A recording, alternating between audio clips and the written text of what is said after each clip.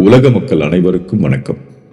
நல்ல உணவு, நல்ல ஆரோக்கியம், நீண்ட மகிழ்ச்சியான வாழ்க்கை பயணம் அமைய இறைவனை வேண்டிக் கொள்கிறேன். காதல் ஒரு அழகான விஷயம். காதல் அப்படின்னாவே அது ஒரு உண்மை தன்மை சம்பந்தப்பட்ட விஷயம். காதல் அப்படின்றதுக்கு இன்னொரு வார்த்தை என்னன்னா உண்மை. அந்த உண்மை இல்லை அப்படின்னா இங்க காதல் கிடையாது, அது தவறு. முன்னாடி ஒரு காலங்கள்ல காதல் அப்படின்ற ஒரு பேர் நம்ம உச்சரிச்சாவோ இல்லை அதை பத்தி பேசினாவோ ஒரு பெரிய பெரிய பிரளயமே நடக்கும். அதாவது ஒரு 50, 60, 70, 80, 90 இந்த மாதிரியான காலங்கள்ல காதல் எப்படி இருந்ததுன்னா அது ஒரு ரகசியமான ஒரு விஷயமா இருந்துச்சு.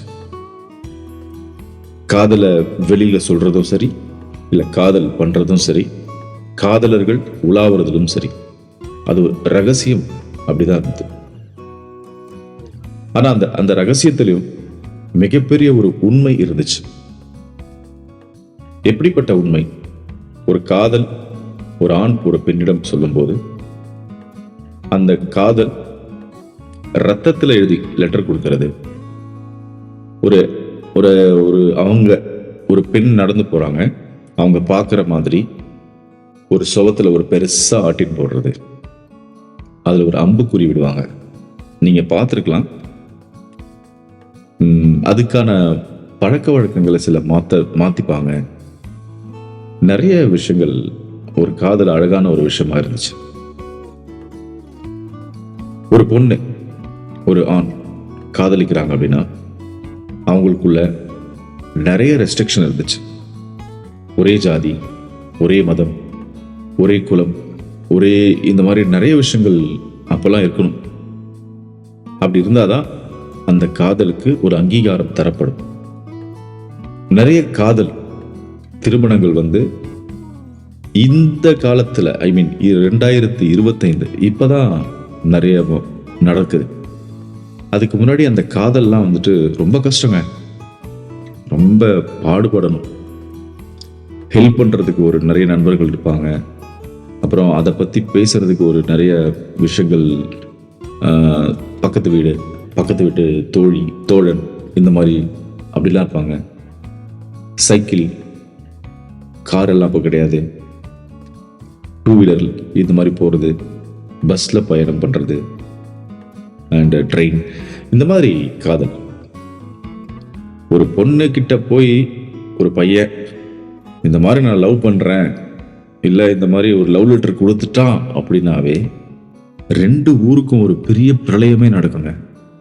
2 ஊருக்கா இருக்கலாம், இல்ல 2 குடும்பத்துக்கா இருக்கலாம், இல்ல வேற ஏதோ ஒரு நாடா கூட இருக்கலாம். அந்த காதல் அப்படின்ற ஒரு விஷயத்த பார்த்தோன்னா மிக பெரும் ஒரு பிரச்சனையா பேசப்பட்ட விஷயங்கள். அப்படியே மாறுச்சு காலம். 2K கிட்ஸ் இல்ல 90க்கு மேல கூட சொல்லலாம். 2025 இப்போ காதல் எப்படி தெரியுமா இருக்கு? ஜஸ்ட் ஒரு வாட்ஸ்அப்ல ஜஸ்ட் ஃபோன் பண்ணி, இன்ஸ்டாகிராம் இந்த மாதிரி விஷயங்கள் அசால்ட்டா பேசிடுறாங்க. அது என்ன எப்படி அதெல்லாம் கிடையாது. பெரிய ஆராய்ச்சி எல்லாம் கிடையாது. பார்க்குறோம், ஒரு பொண்ணு பிடிச்சிருக்கு, பேசுறோம், உடனே லவ் ப்ரப்போஸ் பண்றோம். ப்ரப்போஸ் பண்ணதுக்கு அப்புறமா அதுக்கப்புறமா நடக்கிற விஷயங்கள் நிறைய. ஒரு மால்ல மீட் பண்ணுவாங்க, கோயில்ல மீட் பண்ணுவாங்க, இதெல்லாம் நிறைய இருக்கு. அப்புறம் டக்குன்னு ஏதாச்சும் ஒரு விஷயம் நடக்கும், பிரேக்கப். 2 பேருக்குள்ள பிரேக்கப் ஆயிடும். அது முடிஞ்சதுக்கு அப்புறமா இன்னொரு காதல் முளைக்குது. தவறில்ல, இன்னொரு காதல் வர்றது, இன்னொரு காதல் முளைக்குது. அந்த காதல் அங்கதான் சில தடுமாற்றங்கள் உருவாக்குது.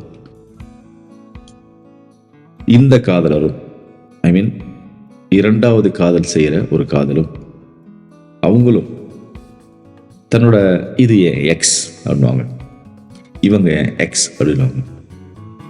இது என்ன எக்ஸ்? அது எனக்கு புரிய மாட்டேங்குது. காதல் அப்படின்றது ஒரு உண்மை, ஒரு உண்மை சம்பந்தப்பட்ட விஷயம். என்னதான் நீங்க ட்ரெண்டிங், என்னதான் டெக்னாலஜி, என்னதான் விஷயங்களை மாத்தினாலும் உறவுகள் நீங்க மாத்தவே முடியாது. ஒரே உறவு, ஒரே ஒரு விஷயம், ஒரே வாழ்க்கை பயணம், இதுதானே காதல். ஸோ இன்னைக்கு இருக்கிற காதல் ரொம்ப சர்வசாதாரணமா இருக்கு. நீ போனா போய்க்கோ, இருப்பாங்க வேற ஒருத்தவங்க வருவாங்க. அதாவது பழைய காலத்துல ஒரு டயலாக் இருக்கு, என்னுடைய காயப்பட்ட இந்த மனதை மருந்து போடுவதற்காக ஒருவன் வந்தான், ஒருவள் வந்தாள், அவள் தான் இவள். இதெல்லாம் வந்துட்டு மருந்து போடக்கூடிய விஷயமே கிடையாது. என்னை உட்பட காதலை புரிந்து கொள்ளுங்கள், காதலை நேசியுங்கள், காதலை உண்மையாக பாருங்கள். அவ்வளவுதான். ஒரு அப்பா, ஒரு அம்மா, ஒரு காதல், இதுதான் அழகான ஒரு விஷயம். ஸோ காதல்ன்றது, திரும்ப திரும்ப சொல்றேன், காதல்னாவே அது ஒரு உண்மை. இப்போ அப்பா கிட்ட லவ் யூ டேட், அம்மா கிட்ட லவ் யூ மம்மி, இந்த மாதிரி எல்லாருக்கிட்டையும் சொல்லுவோம். நம்ம பிடிச்சவங்க கிட்ட ரொம்ப நல்லா விருப்பப்பட்டது love you dad, love you dad. அந்த ஐ லவ் யூ அப்படின்ற விஷயமே இப்போ அது ரொம்ப சாதாரணமான ஒரு வேர்டு அப்படி ஆயிடுச்சு.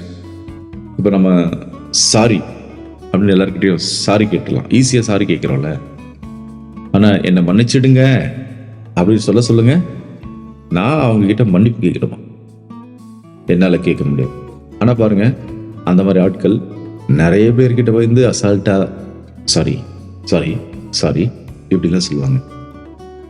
ஸோ அந்த மாதிரி தான் இப்போ இந்த காதல், அந்த லவ் யூன்றது வந்து ரொம்ப சாதாரணமான ஒரு வார்த்தை, அப்படியே நீங்கள் பயன்படுத்தக்கூடாதுன்னு தான் இந்த பதிவு. இது பதிவு கிடையாது. நான் என்ன சொல்ல வரேன்னா, காதல் அப்படின்றது ஒரு அழகான விஷயம், அது ஒரு உண்மை சம்பந்தப்பட்ட விஷயம். நீங்க யார் மேலேயாவது காதல் வச்சிங்கன்னா, காதல் பண்ணணும்னு நினைச்சிங்கன்னா, அதை கரெக்டா ஒருத்தங்க மேல பண்ணுங்க, ஒரு உண்மையா பண்ணுங்க. அந்த காதல் உங்களோட வாழ்க்கையை ரொம்ப அழகா மாற்றும், ரொம்ப அழகா உங்களை பாதுகாக்கும், ரொம்ப அழகா உங்களை வளர்ச்சி அடை செய்யும். அவ்வளவுதான். நன்றி, வணக்கம்.